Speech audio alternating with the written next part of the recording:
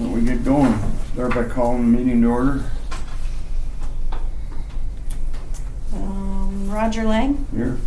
Tom Duster, Here. Renee Davis is not here today, Dan Wolford, Here. Scott Holwick, Here. Wes Lowry, Here. Kevin Bowden, Here. Alex Merklin, Here. Hope Bartlett, Here. Nicole Halpin, Here. Chris Huffer, Here. Heather McIntyre is here.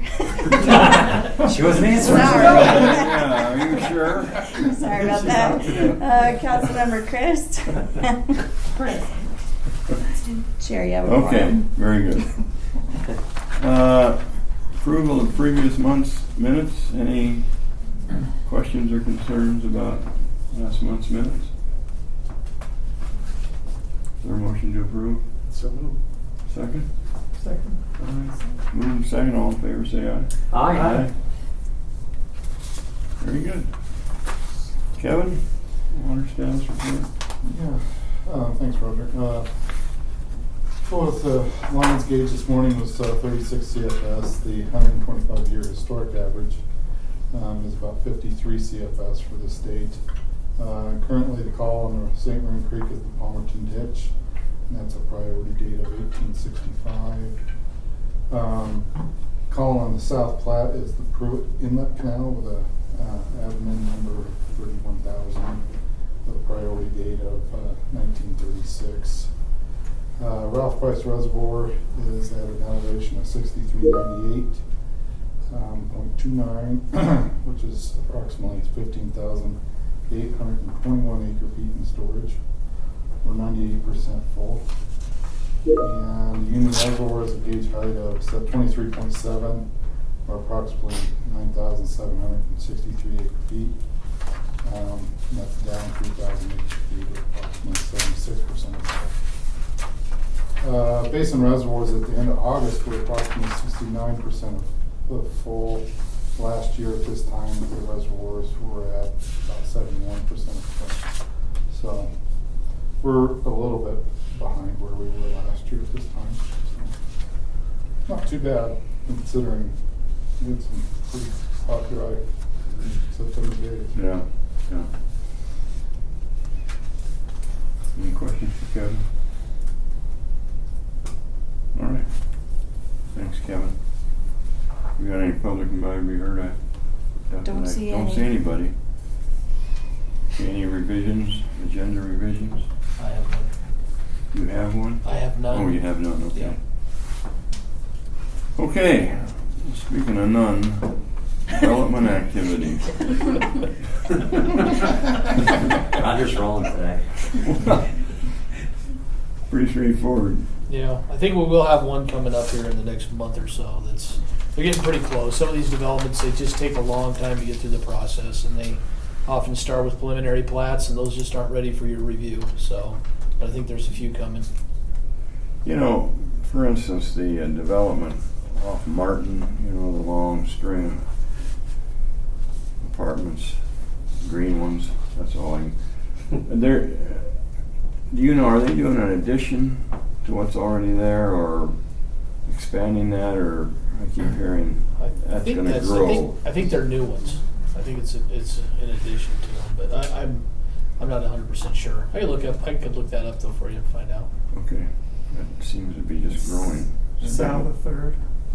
Pardon? South of 3rd. Yes. Yeah, they're Over by Martin. tucked in there. Martin.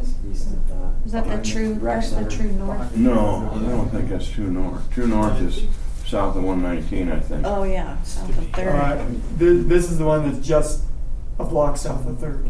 Yeah, and goes on forever. Yeah, I've seen that. It's There's some anyway, interesting I'm ones just in there. curious. Yeah. Okay. Very good.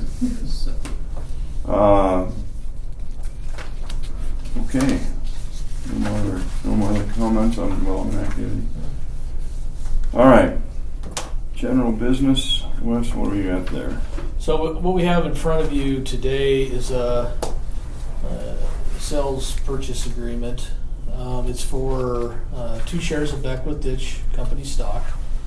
The Safeway store number 45, they received ownership of this we believe, in the early 1990s. So this is the store that's just south, northwest corner of Ken Pratt Boulevard and Terry Street overpass, the Safeway right over here. And that annexed prior to the formation of the Water Board back in 1960. They, at that time, when they annexed, they transferred their historical water, but the developer of the property, it's believed that, I should say the owner of the water for the property didn't transfer to the owner of the land. So, in other words, you have the right to sell land and water separately, and back then Beckwith was used in a larger area, so it was probably used in an adjacent area. So all that was fine, but then when we looked at the stockholders list, we seen that somewhere between 91 and 95 the shares were transferred to Safeway. Coincidentally, 1991, that's when that Safeway store was built. And so with asphalt and a building, there was no need for irrigation water for the Beckwith. So they've had it for all these years and have not used it for irrigation. They have nowhere to apply it. And so we've had conversations with them about buying it. The city has. So as kind of a step back, in 1987, Longmont did a water rights change application for almost half of the Beckwith shares. There's 217 shares in the company, and we did a water rights change case for just over 95 shares. That's how many shares we had at the time. So oftentimes when we do a change case, we look at how many we have, and you need to have enough because there's a base cost just to do a change case. And it made sense in '87 to do that. So we did that. Then, following that change case, we've acquired all but 4 shares. So currently Longmont owns all but 4 remaining Beckwith shares of the 217. 2 of which are owned by Safeway. And at that same, so that change case that we just filed in water court last year in 2024 includes the change of all remaining shares in the Beckwith. So at the completion of that change case, Longmont would then have changed the whole 100% of the Beckwith shares in the company. Longmont can't use the shares unless they own them. So in other words, right now, the people that own the shares, they still have the right to use them, put it into beneficial use. So it's always been the idea that at some point through application of the raw water requirement policy or other, Longmont would receive the other remaining 4 shares. So there's 3 owners. 2 of them are developers that have the remaining 2 shares, and they plan to transfer those at some later date whenever they need those to satisfy remaining outstanding raw water deficits pertinent to their property. In this case, Safeway, they're not going to be building any new stores in Longmont, and so they feel it's in their best interest just to go ahead and get it off the books and sell. So what we have attached and included in your packet is the purchase and sales agreement. In order for the city to enter into this agreement, according to the city code, your charge, these any purchase of water by Longmont needs to have water board review and your recommendation regarding that. So that's why we're in front of you today, is to seek your recommendation to purchase these 2 shares of Beckwith Ditch Company stock. The cost, the purchase price that we've agreed on is $101,000 For both of them. for both shares. So we think that's a good price, a fair price. One way of looking at it, when you do a water rights change case, you have the historical consumptive use for the water, and that's what you can use municipally. So whatever that plant maybe would have used, that consumptive use, is what you're getting. So when they quantified that, it was around 1.5 acre feet. is what the engineering effort showed. And so That was, excuse me, 1.5 for both, or for 1.5 one, per? per share. Okay. Okay. So when you look at, and it's, one might argue somewhat coincidental, but maybe not, the purchase price is about 50% of that. So in other words, if you take cash in lieu and you multiply it times 1.5, you get just over around, and then you look at it for the price per share, it works out to be about 50% of cash in lieu.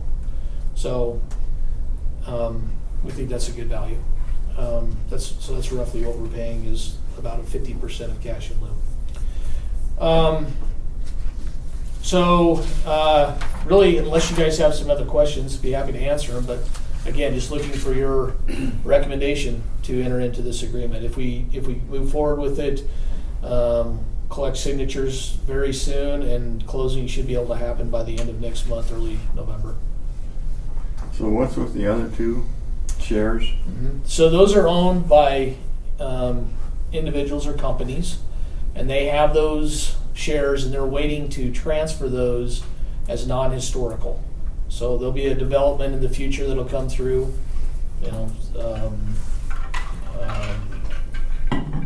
ABC final plat, and it'll have a deficit, and then they'll get a credit for that Beckwith when they transfer it. Okay.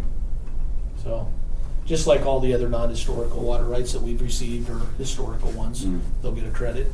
So we've already talked with those developers. They already know the credit that they'll get when they transfer it. And so they're just waiting because they know once water is transferred to Longmont, it's a one-way door without a vote of the people. So they want to make sure they're ready to apply it towards the property, because it can't be applied over multiple plats. It needs to be applied to a single plat. Is that a fixed cost that is pretty much frozen, or? So the credit that they will receive is fixed. We've agreed on that. Okay. So that'll be, they'll just get the credit when they transfer it. I have a question. Yeah. So Safeway on Ken Pratt Boulevard has a very large right-of-way with a green space there. Is it the city that's irrigating that right now? That's a great question. We have multiple properties throughout Longmont where we have some that are city-owned, some that are privately owned, and the city provides water. I don't know on that. I just talked to somebody at Safeway about that not too long ago, because their watering was a little weird. Yeah, it was kind of sloppy. It's over there. actually Safeway who is in charge of that irrigation currently, so they are the ones that take care of that. Okay. And they're just buying city water they're not using. Right. Yes. Yeah. Go ahead, Tom. Walk down the I was road. just gonna say somewhat related question, so maybe I'll go first. Thank you. Dan. Okay, I guess my question was related to abandonment ever being listed. Is it a water right that's been abandoned? If they haven't utilized that water right since 91? Yeah, mine was similar. Just how do you determine historical consumptive use on a? So that's where we used an outside consultant. We used Schnabel Engineering, and they went through and did a ditch-wide evaluation. So they looked at the total use of all the water for the Beckwith. In the past, you use a share-based evaluation. In this 2024 change case, we did a ditch-wide evaluation. I can add to that, Tom, if you want. So an outside consultant is going to look at a representative period of study, and that can be 1950 to 1975. If there was no demonstrable use after 1975, then that's the appropriate time to look at it, because that's when it was used as it was customarily used over the entire period that the ditch rights been in existence.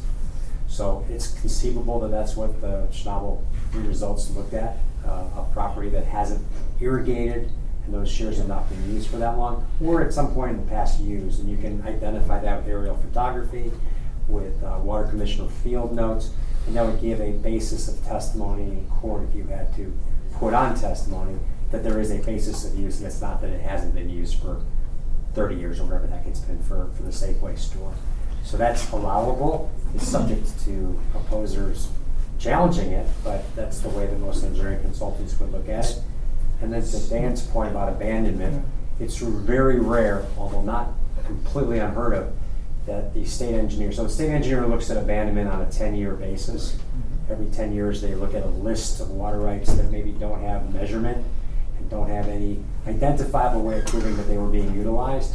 And they can put them on a preliminary abandonment list. And that allows the people who own those rights to identify, oh gosh, ours is on the abandonment list, it shouldn't be. And they can work with the state in advance of any formal abandonment list being produced to get those off. Ditch companies have a water right for the ditch itself, and it's not specific to any one property.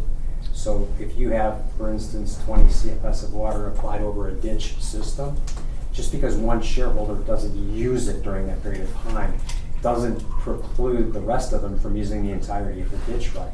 It's a mutual company. They can all share in the amount of water that's available. So it's exceptionally rare that the state would come and look at a ditch company and say, you clearly have only used 85% of your water right, we're going to take 15% away. It has happened. It generally happens in the west slope where there's a little bit more demonstrable ability to tell people aren't using it than here on the front range. But the abandonment's pretty rare for a ditch company water right to get on that list. And if it is on that list, most ditch companies are legal entities that have counsel and so forth, and they vehemently oppose the potential abandonment of the valuable water rights, if that's helpful. And in the 1987 change case, that representative period they used was 1950 through 1986. So that's to Scott's point. That's what they used in this evaluation. And for all intents and purposes, the ditch company in this case kind of is Longmont. Yes. I mean, at this point, right? So didn't used to be, but so at this point. we're kind of keeping those shares afloat in a sense. Where does that water go in Longmont's case? So in other words, the Beckwith shares, is that water? Can you tease that water apart from the rest of our portfolio such that you identify where it goes, or not so much?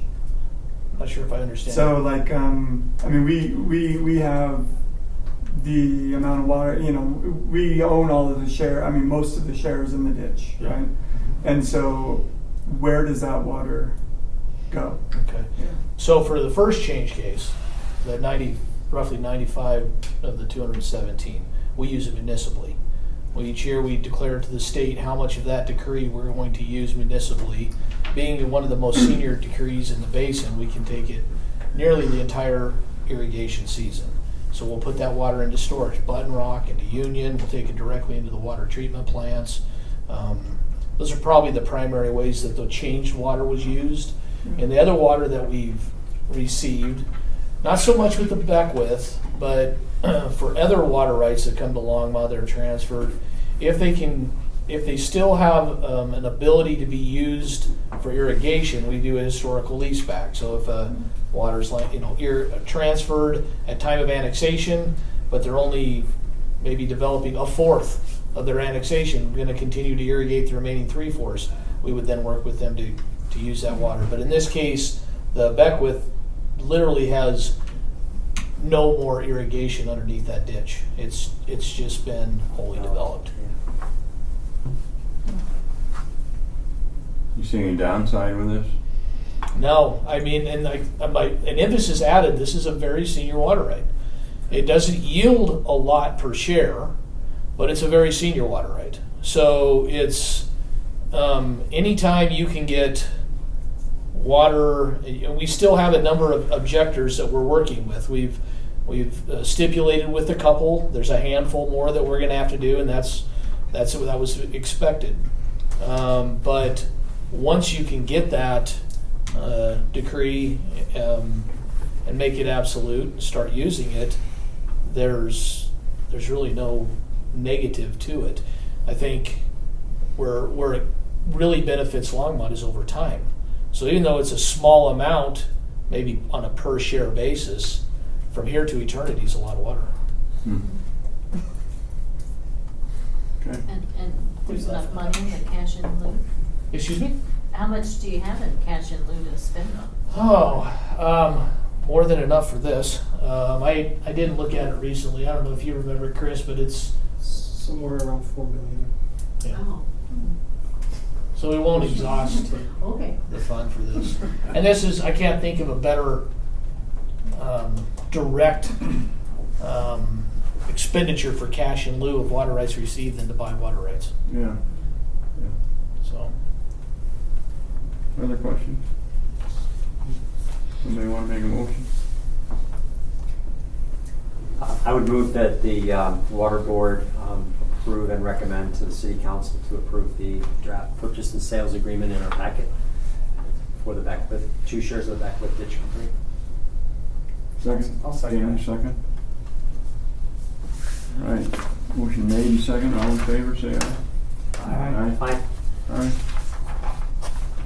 Thanks, Mike. yeah, thank you. Okay.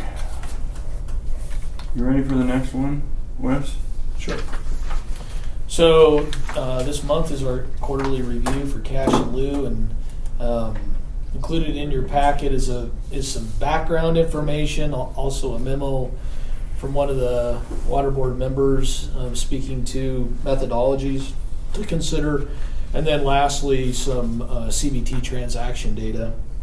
So I'll just hit a few of the highlights, and then I think this meeting is good for having a conversation of what that methodology, and if there's any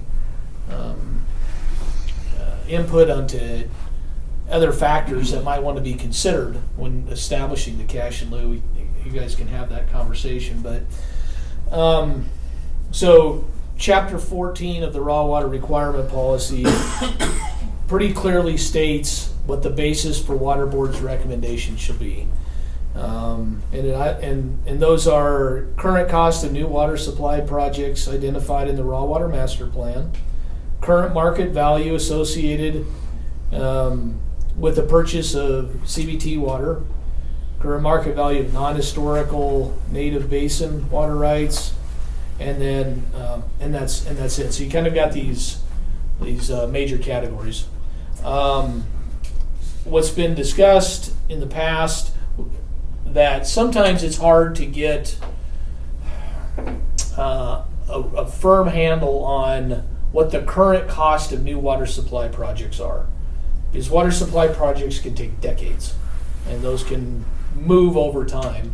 The other concern is with CBT water, that in the past it has historically been somewhat volatile. It can have big swings, which is what it is, but that makes it difficult for developers who want to use cash in lieu that's based on that to plan and fund. And then sometimes Hang on, just for, Yeah. it swings a lot. What's the cause of that? Just out of curiosity. supply and demand typically. Yeah. Is that something that happens frequently with that? Or I don't know if it's frequently. You can look at the graphs. Yeah, there is a chart that kind of shows a little bit of the price. We had a real big swing kind of pre-COVID. The values just went. The graphs will show that they went from almost doubled. They went from 30,000 a unit to almost 60,000 a unit in a relatively short period of time. Between that, it was much smaller percentage. And now the number of units that are transferring are less, because more units are now held by municipal and industrial entities as opposed to irrigation. And you're not seeing the volume of water that's CBT water that's being traded or sold that you once did. You're finding, and I think the data in the package shows that a lot of these transfers are going from irrigators to developers or to cities, and because of that, they're probably commanding a higher price. A farmer can't afford to pay the same price somebody might need water for oil and gas industry. The economics don't work.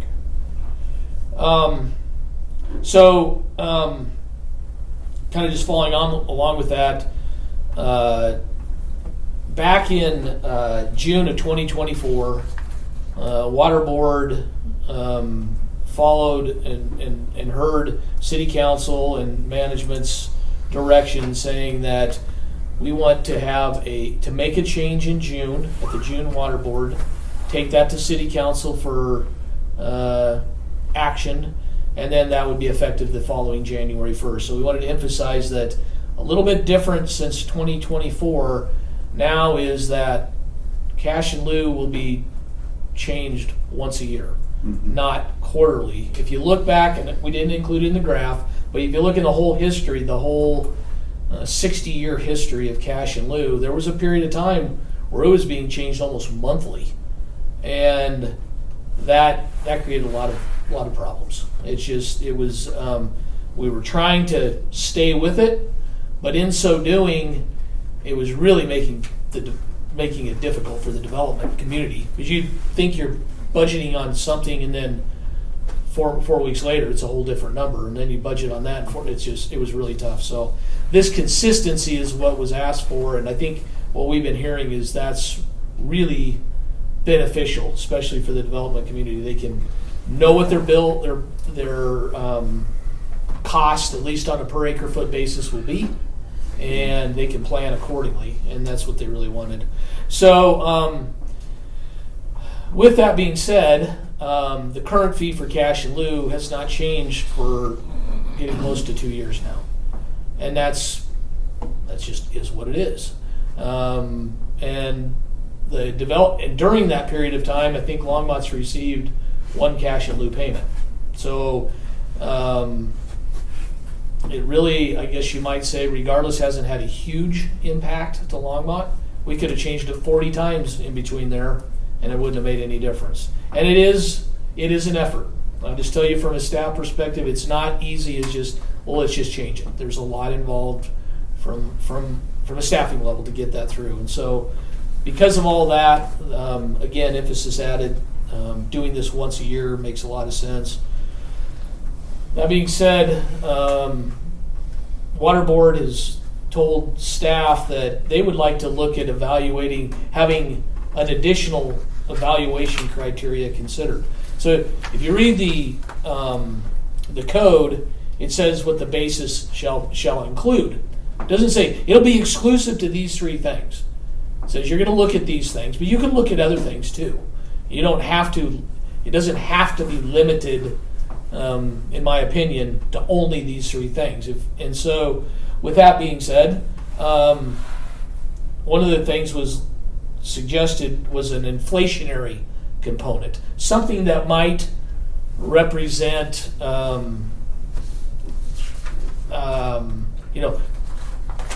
changing market conditions. So more importantly, and I think the one that's most closely tied to it would be that the price for current water projects. So in this, there was suggested a couple different indexes that might be considered.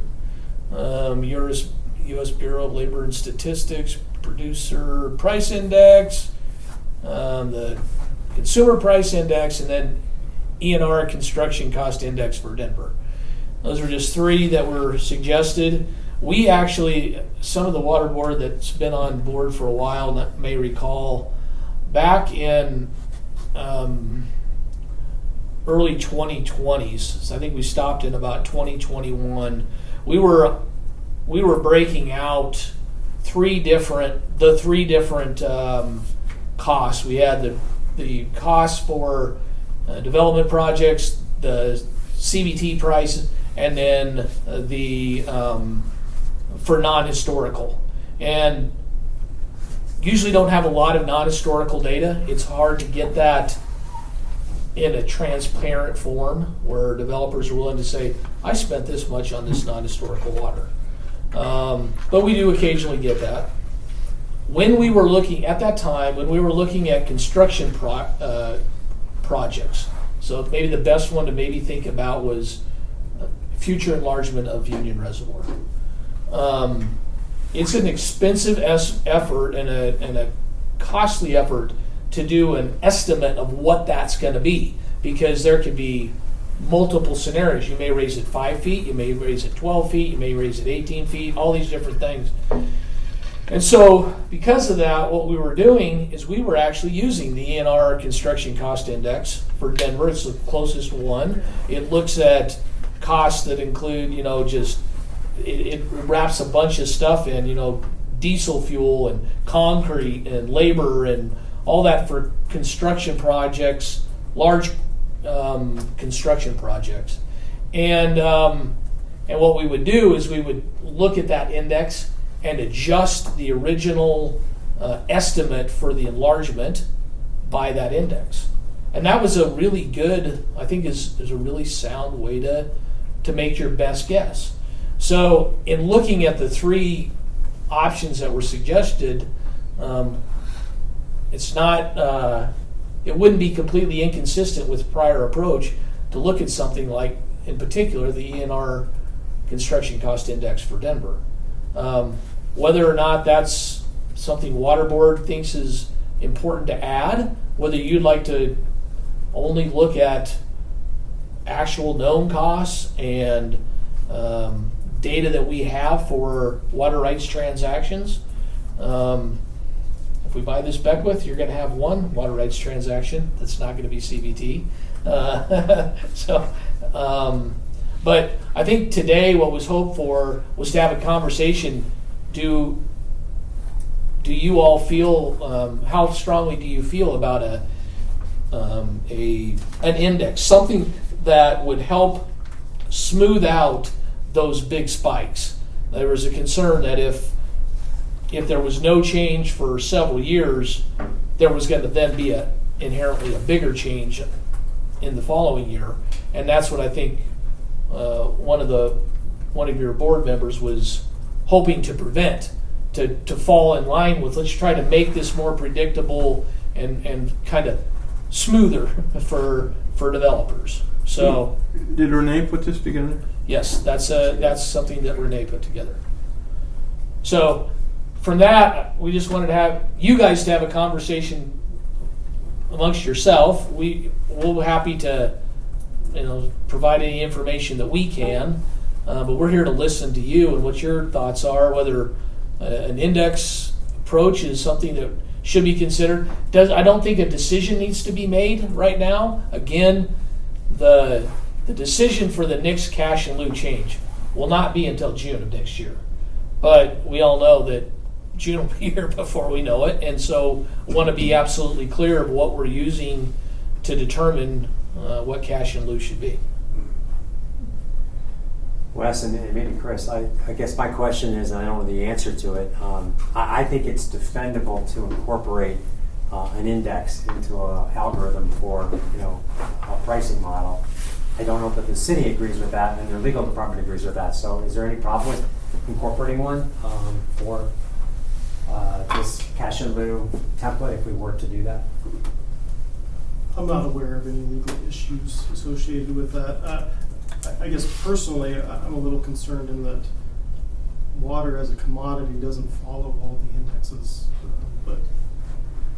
Doesn't what?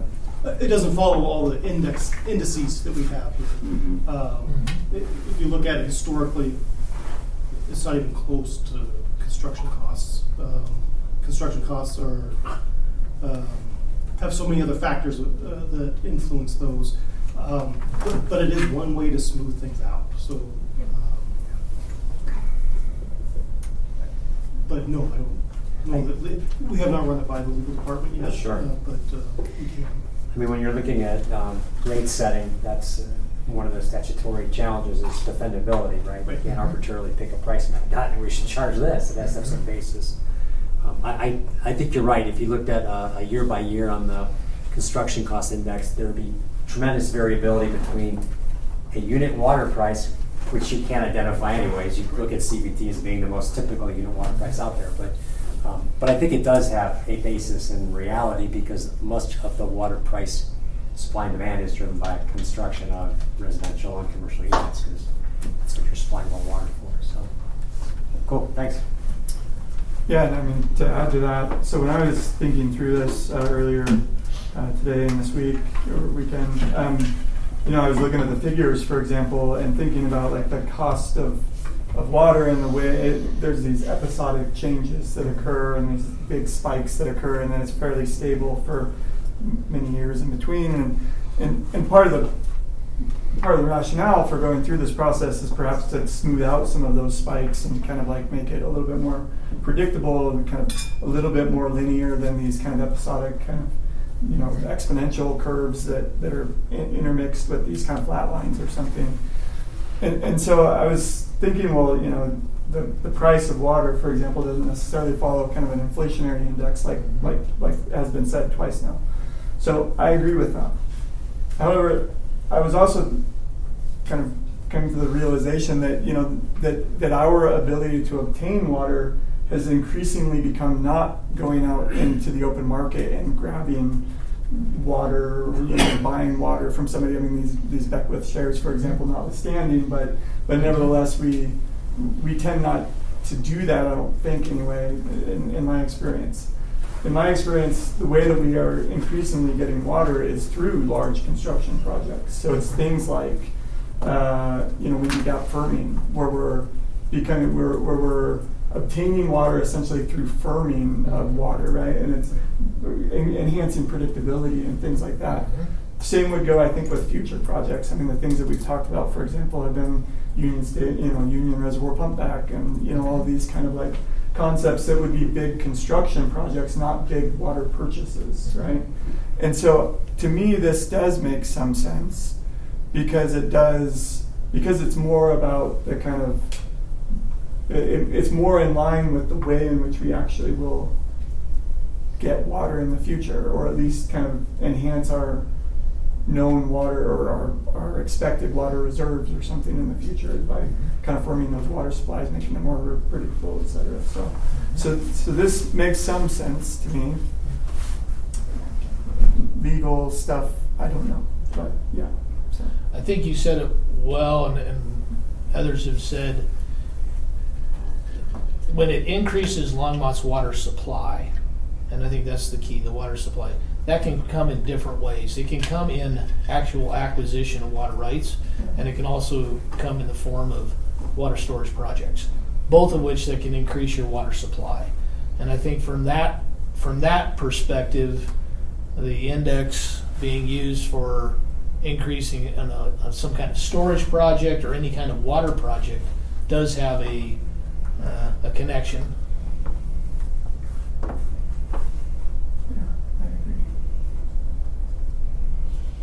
Dan, you got any comments? Yeah, I really think, the process by which we came up with the 59,625 was basically looking at capital development for that. I think that should be the main emphasis, but if there's not something that's timely or reliable, to incorporate that index. So I think the combination, I think we can't say it's going to be one or the other. It may be a combination of the both, but I like the ability to use the index again to flatten that out, the growth, especially in being able to do it once a year so the developers know exactly what's expected of them the following year. But, the 59,625 was based on, Chimney Rock and Woody Gap. So I think we should stay that course when those things are available, and when they're not, implement and again, you probably choose whatever the index you want, but to be consistent, select one, stick with it, and do it that way. Yeah, I don't see any projects on the horizon that would be coming our way, other than maybe enlarging Button Rock. What I like is, I don't like a lot of volatility in the cash and lieu. And I imagine, developers don't like it either. So I'm kind of inclined to have something that's, that's reflective of what costs are amounting to.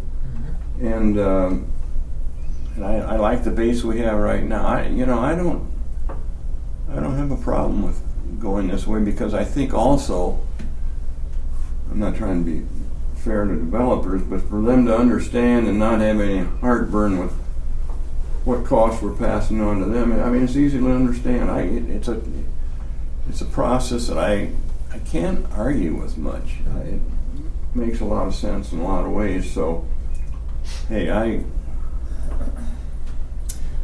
kind of look at that on a positive venue. That makes sense. I don't know. I don't have any big downsides with it.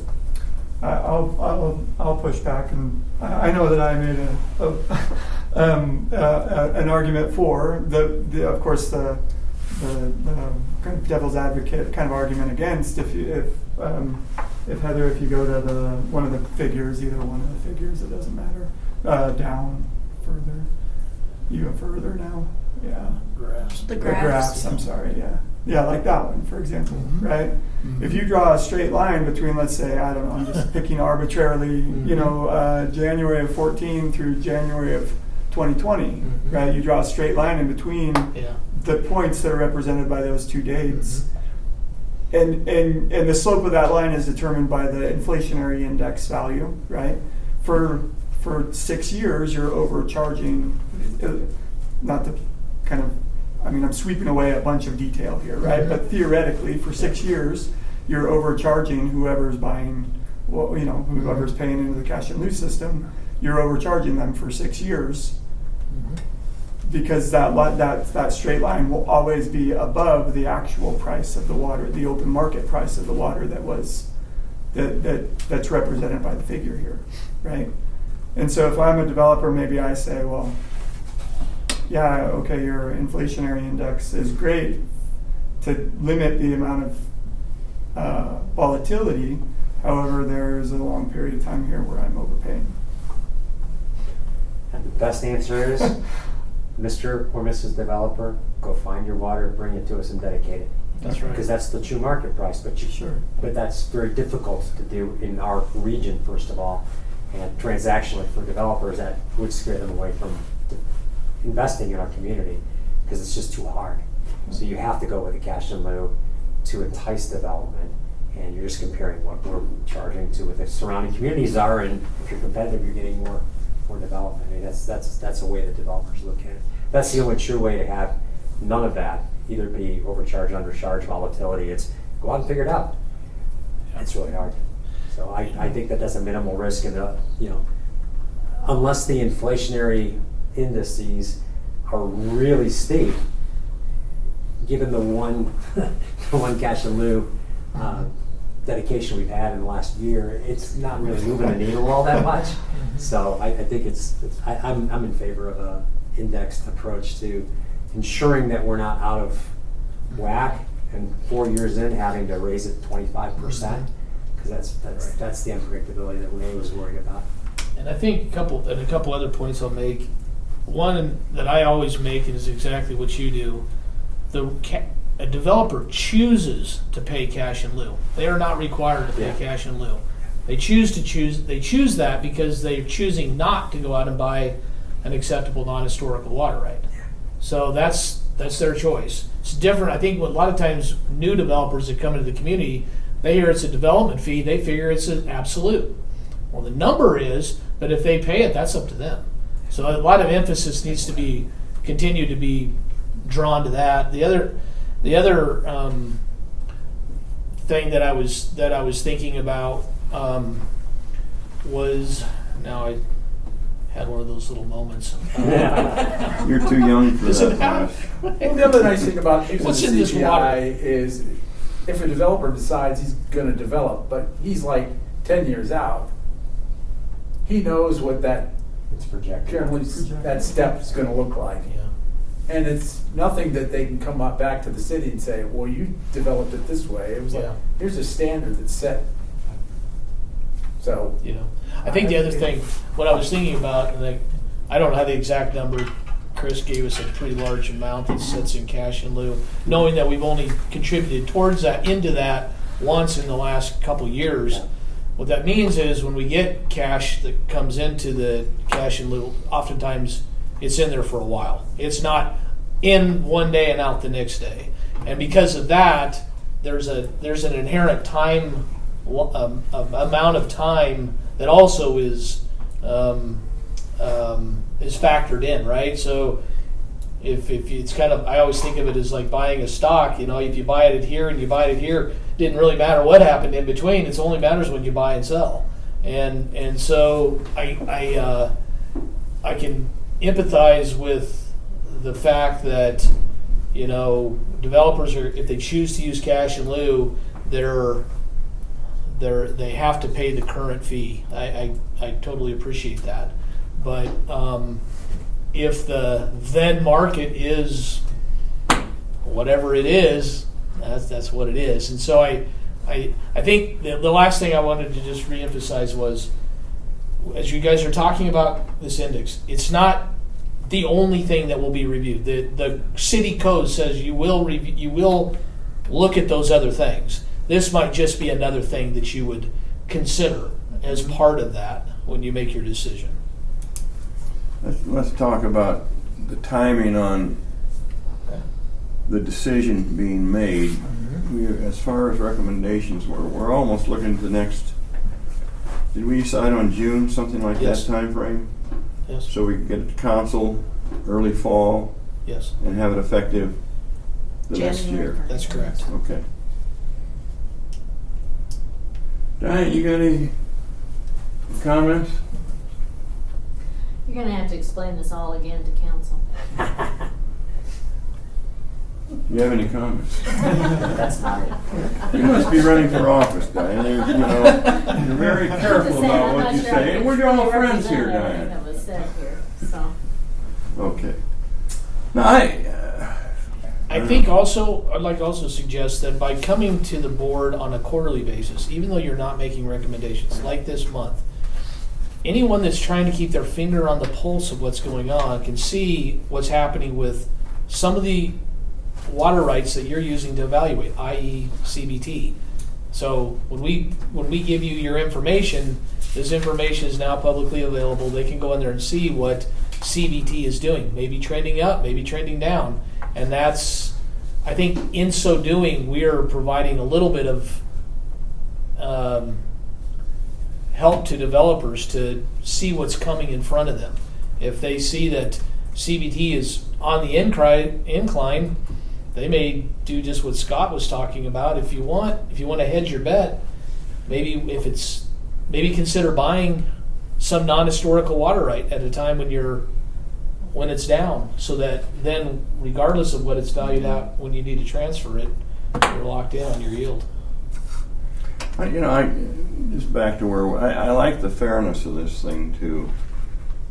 Something that can be understood, is fair. And then there's no surprises. When we were whacking this thing back and forth, the Is that what we were doing? well, it was all over the place.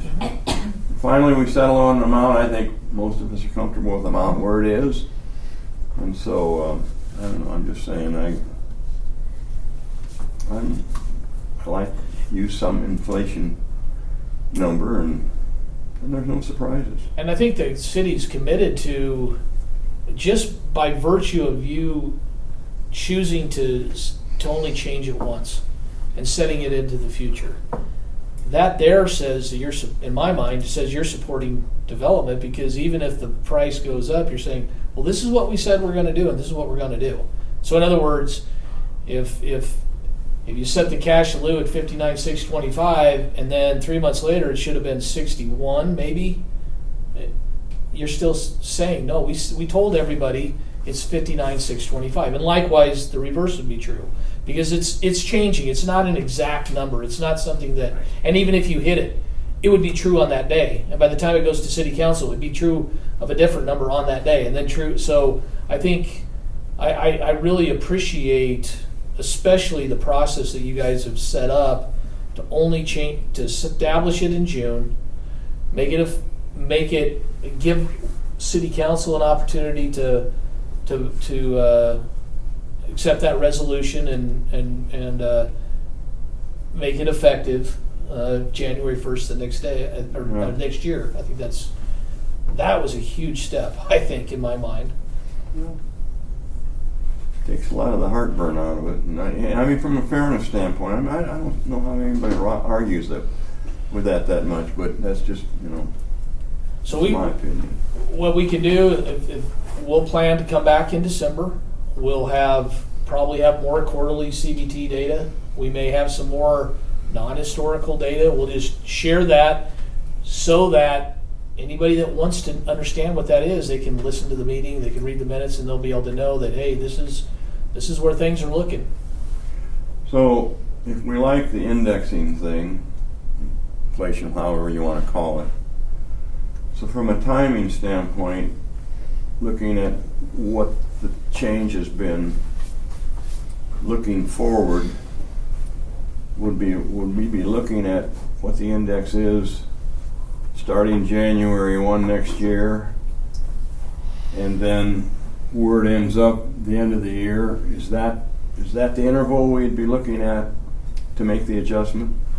I I'm guess- just kind of, Yeah. if you understand what I'm Renee's talking about. table suggested a 5-year average on that, but I'm not sure if that was calculated that way or not. Yeah. If you look at the table, having a 5-year rolling average ending in 2025 were those numbers. It appears that is the rolling average. Yeah, Because that would include 2021, which was the big year. right. The year. I know ENR, I don't know the other cost Sure. indices, but 2020 and 2021, we had 8% and 6% increases. And then since then, we've had 2 to 3% increases, so I'm guessing the 4% increase The average over that period. is an average over those 5 years. As you get out another year or two, those will fall off. It'll be a smaller number. Right. Yeah, I mean, Chris, I'd be interested if the city had any direction on any particular indexing that they feel good about based upon what else they do in the world that we don't do. I would have just- an opinion, but I think it should be consistent with the city's approach. I don't know if you guys are going to make a decision today or not, but No.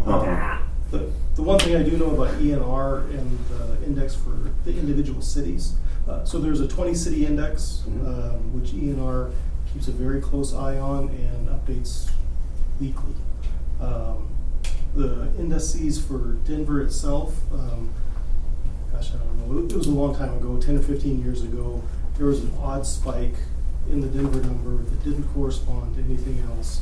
And at that point, we talked to ENR and they said, oh, well, that's just the one city. We don't do So all of our calculations for the Typically, one there's an city. index for the front range communities. That's a question.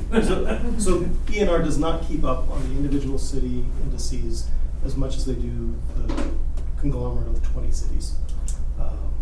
And so in the development world, when we calculate paybacks for projects that happened a long time ago, we use the 20 city indices, not the Denver indices. Is that a 20-city nationally, Chris, or Yes, regionally? yeah, Okay. it's across the nation. Yeah, okay. It has Florida, can't remember which city in Florida, but Chicago, Los Angeles, New York.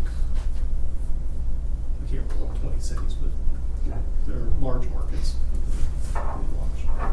What's everybody's thoughts on a 5-year period to look at? I mean, does that appeal to you, or something less than 5, or what are your thoughts? If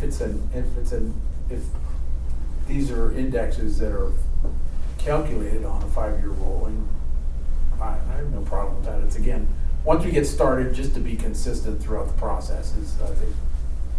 Well, if you think about it, I'm not trying to throw anything topical into it, but 5-year average tempers some of the spikes that you get when someone is like, well, we'll put some tariffs on this year. I mean, there's going to be enormous materials cost increases in 2025, Yeah. right?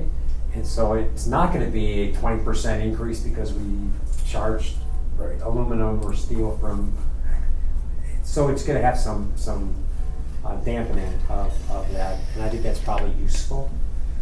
As Chris said, back in 2021, wherever it was, there was some spikes of cost increases that you wouldn't want to apply uniformly every year. So I think a 5-year plan is just about useful. So looking ahead, we think about 5 years ending the end of next year, including 2026 as one of the 5 years, the last of the 5 years. I'm just throwing some stuff out here. I assume that 5-year rolling average is like, is a metric or something that ENR Yeah, puts out, so right? it's looking back, so Yeah. you won't have any numbers projected to the future. But I'm You won't saying have from today back. But and 26 back is Yes, what I'm talking for about. next year. Yeah. Yes, yeah. Yeah. So January 1, 2026, you choose your number, and then you look back the last 5 years to get that Yeah. average. Mhm. Or you can do May 29th or whenever you're looking at it.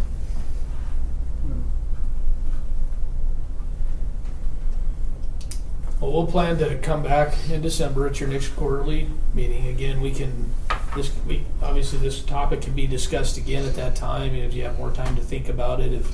And again, it doesn't have to be cash in lieu times this percentage either. This is one of the factors I think you guys will consider in June when you're deciding. It's just trying to get all the framework around all the factors that you're going to Yeah. consider. If we're going to add any more than the 3 that are currently outlined in the raw water requirement policy. Yeah.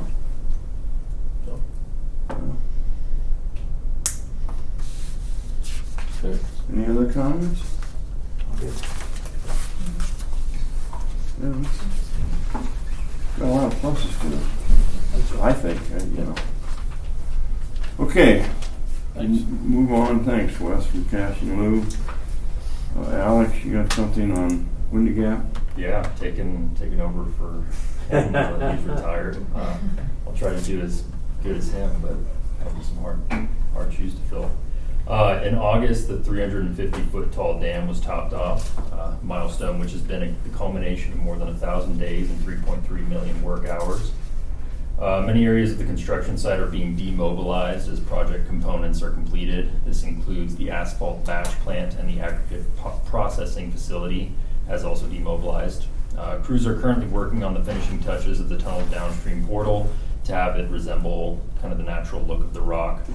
The commissioning run is planned to occur in the first couple weeks of November.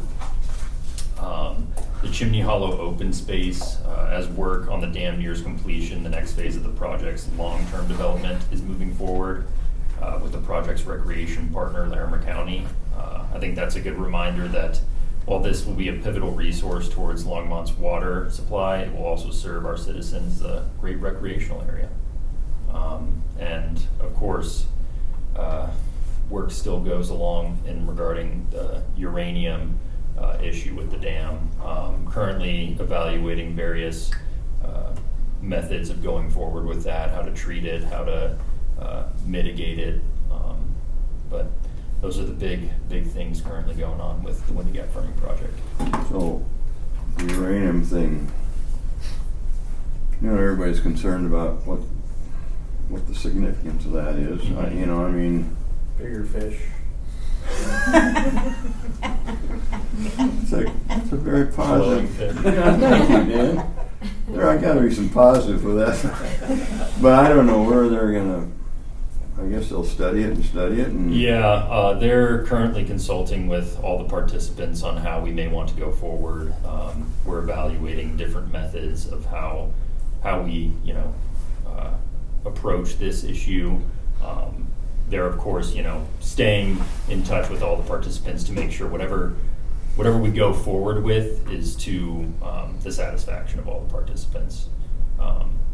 And so, it's a difficult issue we're looking at, but I have confidence that Northern Water is doing everything that they can to, keep us involved and going forward with this issue. What are the dates associated with the percent fill that's going to be going on at Nate? Are they filling now? No, not yet. The only water that's in there is construction water left over, which is behind the coffer dam. There aren't any set dates so far in terms of how much they look to fill. For the commissioning run, they're gonna have to put some amount of water, but it's less than 100 acre feet. It's nothing of substance. Of course, you know, how they go about filling the reservoir will depend on how we want to go forward with dealing with the uranium issue. Because, you know, exposure of the dam face really will lead to, you know, exposure of water to uranium. And so they want to be confident with talking to all the participants on how they go forward with that before they set any firm dates on filling and how much they want to fill. So that does seem like the thing that really slowed everything up, because Yeah. at one point, you know, in the spring or so, we were really talking about Yeah. kind of about now-ish, you know, throwing some water behind the dam and, Yeah. you know, filling at the recommended level, et cetera. But the uranium thing really did kind of Yeah. slow that down. Yeah. So, and there was some uncertainty as to whether or not that was going to impact those schedules or not, but it seems like it has. Yeah, and of course, I think, I'm not certain on the specifics, but there is some amount of water that has to be put into the reservoir for full transfer of, I guess, you know, the facilities and the safety, I guess, requirements of the dam to northern water from the current, I guess, I think it's Barnard, for them to switch everything over to northern water for their management of the reservoir. But I'm not certain. Oh, as to like how exactly. contractually, they have to Yeah, throw some right, water yeah. in there just to Contractual. say, Show see that it it's doesn't gonna be leak able to- or something. Some Yeah. warranties that probably Right. need to Yeah. be exercised. Yeah. Okay. And so that's another, that's something else they're taking into consideration with how we deal with this uranium issue. Interesting. Any other questions? Scott, you know, who's a NISP? Is that I'm pronouncing that correctly? Mhm. Expert. That sounds like that's, they got a handful there. I'm I've I'm been pleased reading up that on we are where we are with our supply, but sounds like that's going to be kind of a tester. Yeah, But- Not our problem, I guess. no, we are not involved with that, thankfully. We're not involved with them. Correct. Yeah, I didn't think so. Now, there's 15 participants that include other municipal interests and other water providers, Title 32 districts, but they're not Longmont, so Yeah. Okay. that's my expertise, Roger. Thank you very much. I feel better now. Yeah. But that'll give us construction projects, right? What's that? That'll give us construction projects. Eventually, and theoretically, yes. Okay. Yeah. Okay. All right, Alex, thanks. Hope, what do you have for us? Are you calling her out? She's not expecting anything. I am excited. Well, it's right here in the, I see Hope Bartlett. Is it us? How's the baby doing? She's great. On a lighter note. She's so great. She's Good. perfect. She's sitting up and like army crawling and Oh, my. off to college soon. I hope you're saving now. So we want the CPI to be less I between know. now and then. Get a driver's license first. Yeah, I mean, daycare is as much as college tuition, so we'll start there. Auto insurance is up there. So I just wanted to start by saying we partnered with the Environmental Services Group and we represented the Water Department to host the first ever Water Academy. You may have seen it in the newspaper. We partnered with Ozra Bilgen and her team, and then we also partnered with Colorado Water Stories and Anima Arts, who are our partners for the Water Fair, so that was good to work with them again. Basically, the Water Academy was, our goal was to tell Longmont's water story from source to tap. So we had a presentation all about where our water comes from, all the way down to how it gets to our home, with details on our distribution and treatment processes. And then I spoke on conservation and with a focus on decreasing and addressing our peak demand. There's about 30 community members there, so that was pretty good for a Saturday. It was 2 hours, so people were committed and really interested in learning more about it. It was one of the first truly accessible events that I've been a part of.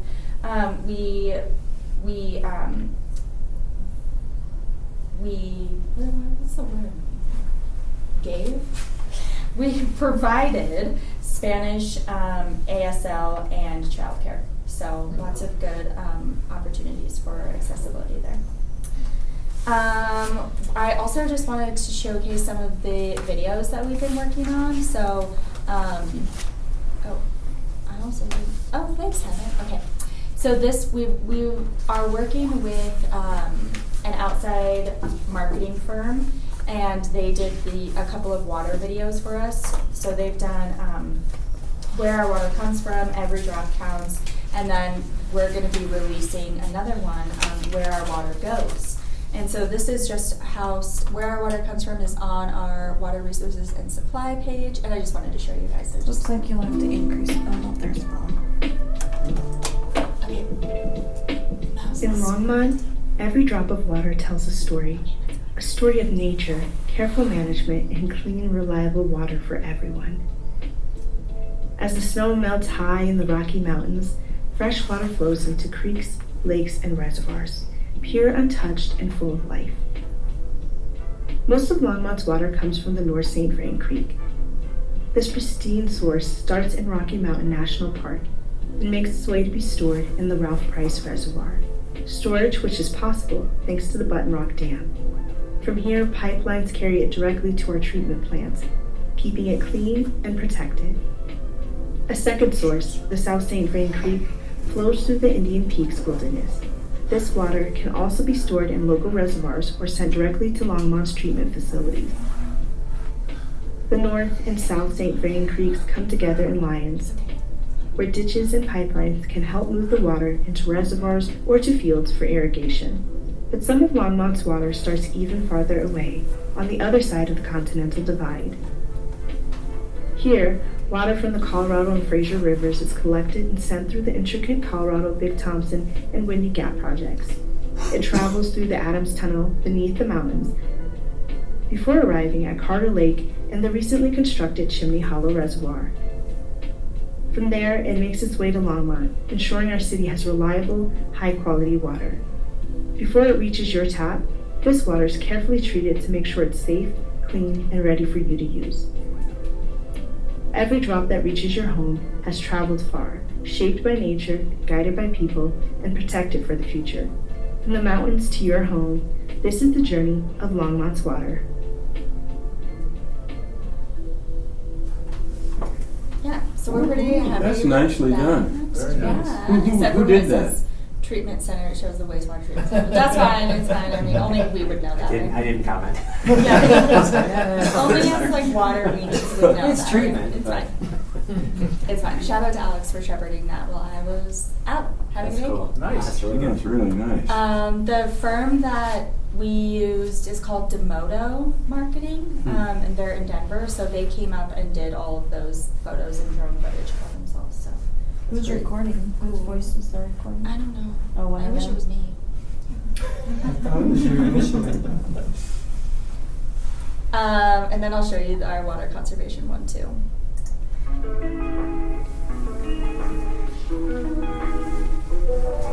Water is life, and every drop matters. In Longmont, we want to make sure it lasts for generations to come. Longmont's water begins as pristine snowmelt from the mountains, traveling through reservoirs and rivers before reaching our state-of-the-art Nelson Flanders water treatment plant. Here it's purified to meet the highest standards before flowing into homes and businesses. While we're fortunate to have a reliable water supply, conservation ensures we protect this resource for future generations and our downstream neighbors. With climate change and population growth, saving water today means a sustainable tomorrow. Fixing household leaks can save up to 10,000 gallons per year. That's enough to do 270 loads of laundry. Running full loads can save up to 283 gallons per month. That's about 3,400 gallons per year.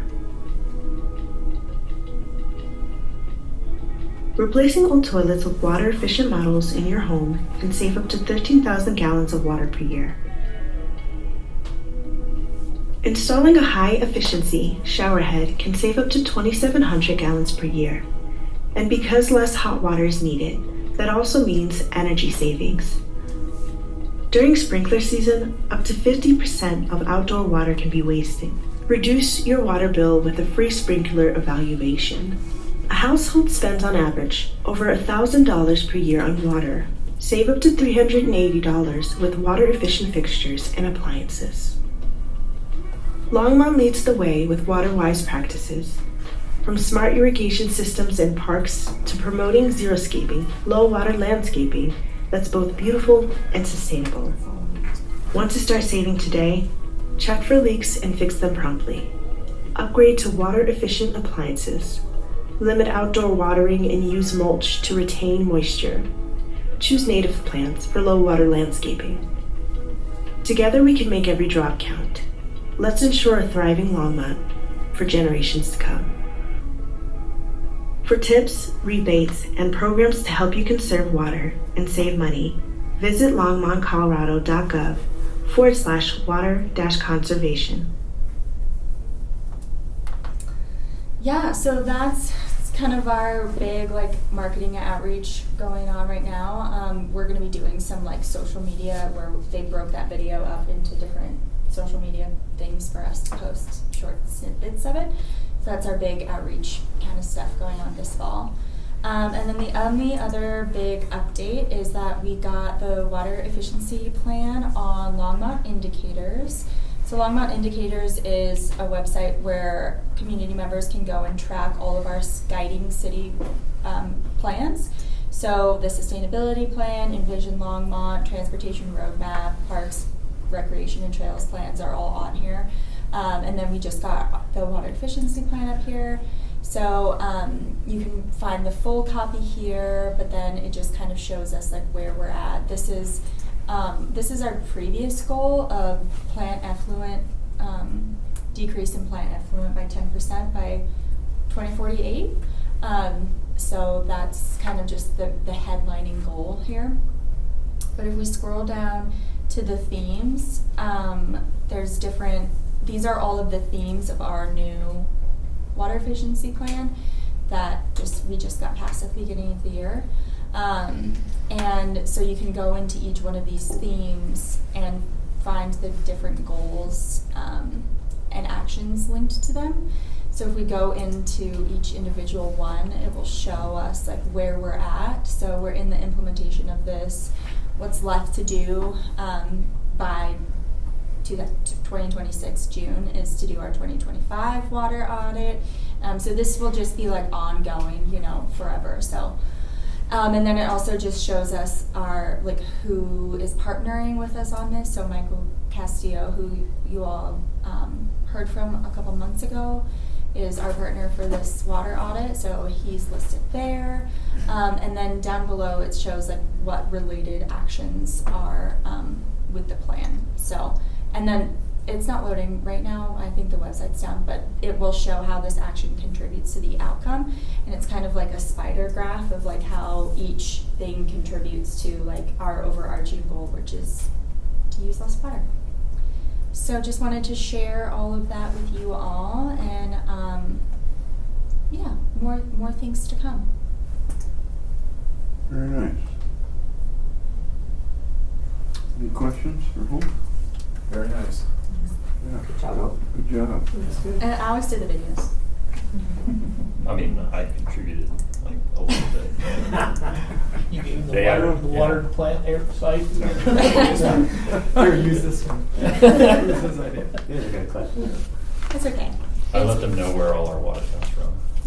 And then tried to be should we include any information about, how water rights works, prior appropriation? Oh. Scare 'em away. Yeah. And then Careful how deep you dig. That's another video. Yeah. My kids love that dinner time conversation. Yeah.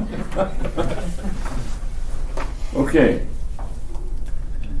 Review of water board bylaws.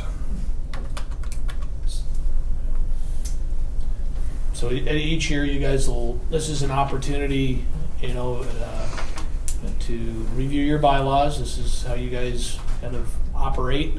It's always following the August meeting, which would have been your first regular or annual meeting, which is outlined in the bylaws. And so, if there was just anything you guys saw in there that you'd like to change or not, let us know and we can change it accordingly.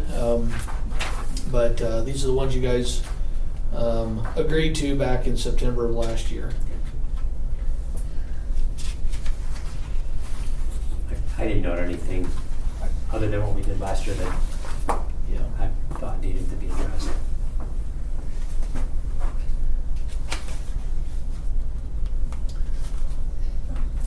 Same.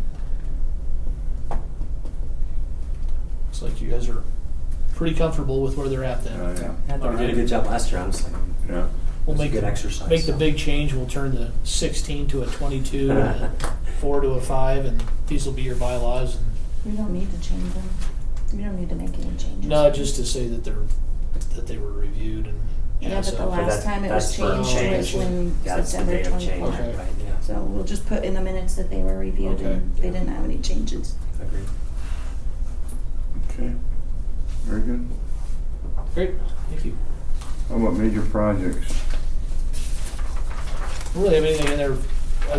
You'll notice that next month we'll have a couple items come in front of you: the water rate and fee update, and water legislation, and guiding water principles. So we'll have staff from the budget group will come in there and talk about the proposed rate increases that'll be effective January 1st, and kind of give a little general budget overview.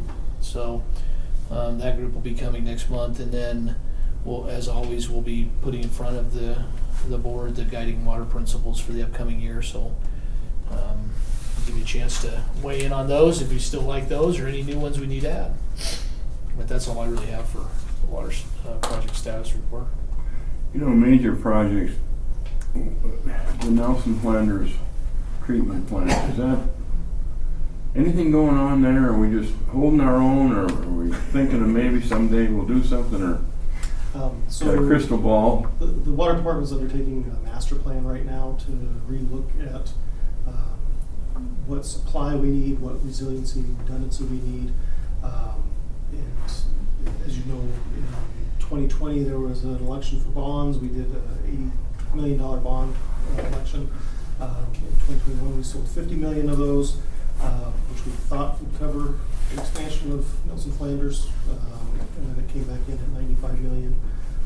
So then we shifted and used the bond proceeds that we had sold so far. That $50 million went into Price Park Tank. A small portion of it went into Price Park Tank, but the majority of it's going into the replacement of Nelson Montgomery Tank that sits on Highway 66 just south of the plant.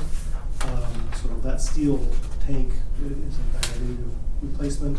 And that's about a $45 million project, which should be starting early next year. They're going through the permitting process right now. The one right next to the highway? Right next to the highway. And the intent is, if we get through Boulder County permitting, is to move it off the highway a little bit to the north and east, so it doesn't sit right on the highway anymore.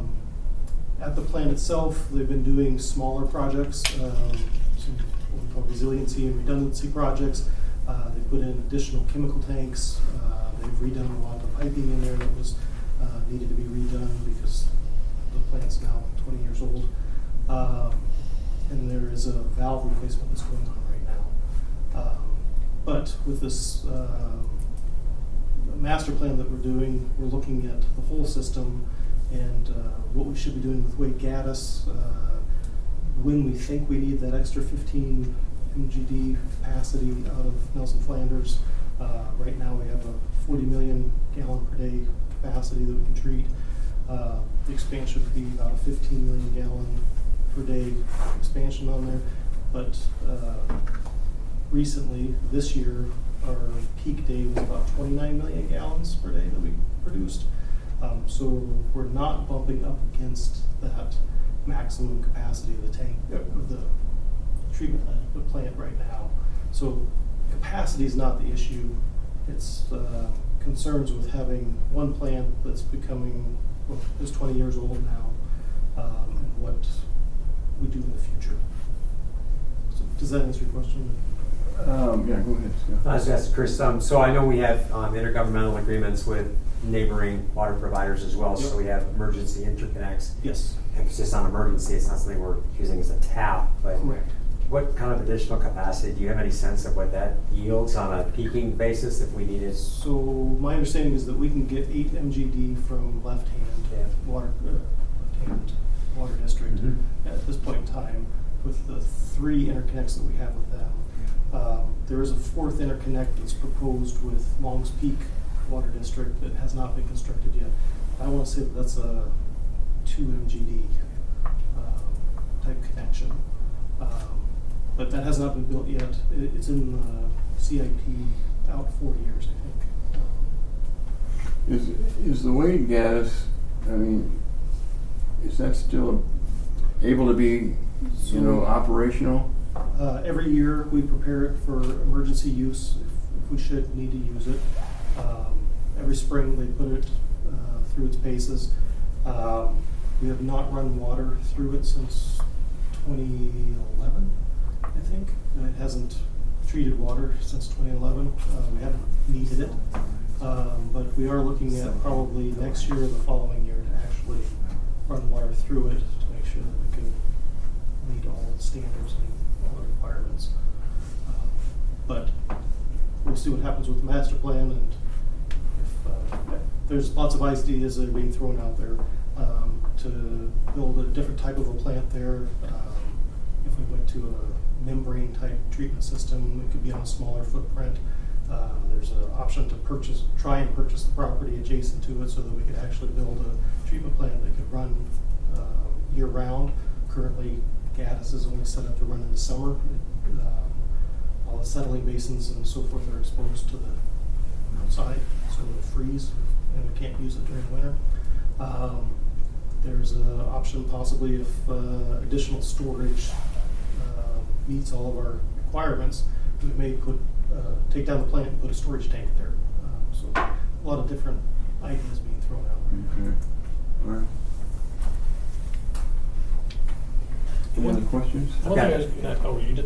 Just a random one, which might not have anything with us, but I was up at Private Mountain the other day, and there's a whole bunch of heavy earth machinery working on the west side of the road there, north of the treatment plant. And I have no idea what's going on there, but I'm sure it's not us, but is it? Right. Reclamation. Yeah, it's the Is that what they're reclamation doing? project for Boulder County for the CMIX. Yeah, they were, boy, it was loud. They're moving a lot They're of moving a equipment. lot of dirt. A lot of rollers, yeah. Okay, that makes sense. That's how you spend your anniversary walk? Yeah, it was less, peaceful than I expected. I just wanted to make sure that, I meant to bring this up in bylaws, but is the third Monday, we've historically been the third Monday of each month for 3 decades. That's decided upon in the bylaws, so I just didn't know if that's still the best day of the week. I don't know why it wouldn't be, but I heard us have a conversation before that some might not be here next week. Anybody got a problem with it? Interesting to know. You're going to be gone on the third Monday for sure? At the moment, yes, because we have a closing schedule and I have to be there for that, and it's in Arkansas. So, yes, but it could change, so I don't know for sure. I'll be gone for sure. I mean, where are we, both of us gone? We have to have 3 for a quorum. Yeah. It works. Yeah. I mean, Somebody will have to be in charge, so. Well, You guys Vice flip chair. coins or whatever you want to do, or Work for him. seniority, how you are. Anyway. let's say Renee's not here today, so obviously she's going to get an assignment. We would just do a vote for chair Okay. pro tem. so. Okay. All right. Any informational items that we need to talk about? No, we don't need to talk about them. They were included in the packet for just reminders, mostly just emails that were Okay. distributed, so we're You got transparent the with the northern public. thing Mhm. that came out today, you sent out today. Yeah. I can go this year. Northern Water, It's usually on the day I Fall teach, Water but this year Symposium we got is October. October 29th. Yeah. So if you're interested, they have registration information in the email that was sent out today. And if you're going, please let us know in case there's 3 or more of you, then we can notice it as a meeting that y'all are going to. Even if we don't sit next to each other. Okay. All right, anything else for the good of the cause? Diane, you've been awfully quiet. Really, I felt like I talked a lot. I had questions and comments. No, I think everything's fine. I so appreciate how much I'm learning here every week or every month that I come. Okay. Anybody else? All right, we're Thank you. adjourned.